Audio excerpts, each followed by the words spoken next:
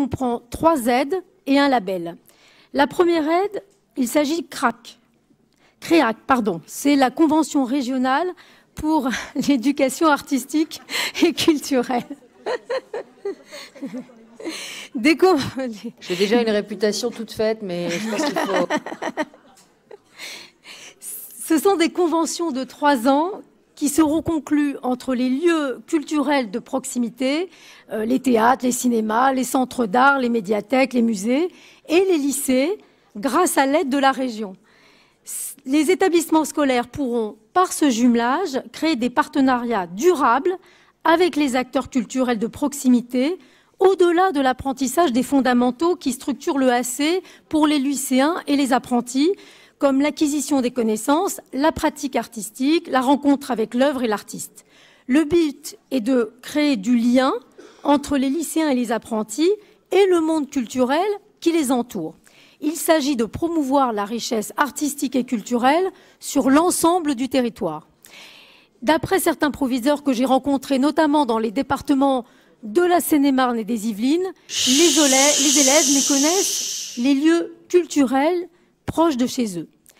Et donc, par ces conventions, nous pourrons donc familiariser les lycéens et apprentis avec les lieux de culture de proximité qu'ils pourront par ailleurs continuer à fréquenter après leur scolarité.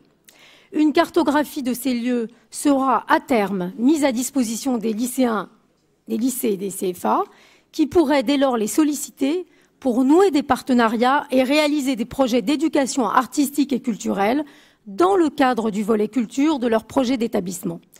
Nous mettrons donc en place un appel à projets de janvier à mars prochain pour un démarrage à la rentrée 2018. La deuxième aide, c'est le programme régional d'éducation artistique et culturelle. La région doit contribuer à la diffusion de la richesse culturelle du territoire auprès de tous les lycéens et apprentis franciliens par le développement des actions des grands opérateurs culturels à rayonnement national et international, souvent trop peu connus des lycéens et apprentis, et en particulier de ceux qui sont éloignés de Paris et de la petite couronne. Lors de mes visites, de nombreux professeurs me disaient que leurs élèves ne connaissaient pas les grands établissements culturels parisiens. Et cela crée une vraie fracture culturelle que l'on ne peut plus accepter aujourd'hui. Nous voulons ainsi mettre en place des parcours complets d'éducation artistique et culturelle qui seront mis en place par les institutions culturelles franciliennes. Il s'avère que ces institutions ont, avec leur service interne EAC, une force de frappe importante que l'on souhaite mettre à disposition des lycéens et des apprentis éloignés de la culture. Ces parcours s'inscriront dans le cadre d'un appel à projet. Chaque programme devra toucher au minimum 5 lycées et 3 classes par lycée sur une durée de 1 an. Enfin, la troisième aide, il s'agit d'actions ponctuelles d'éducation artistique et culturelle. Il s'agit là d'encourager les initiatives ponctuelles portées par des artistes, des compagnies et des opérateurs des lieux culturels.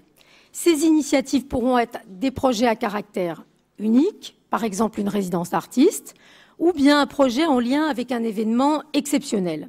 Le soutien de la région sera accordé de manière prioritaire aux projets innovants, en lien avec un domaine culturel peu soutenu et mené en priorité avec les lycées situés dans des zones rurales ou des quartiers en politique de la ville.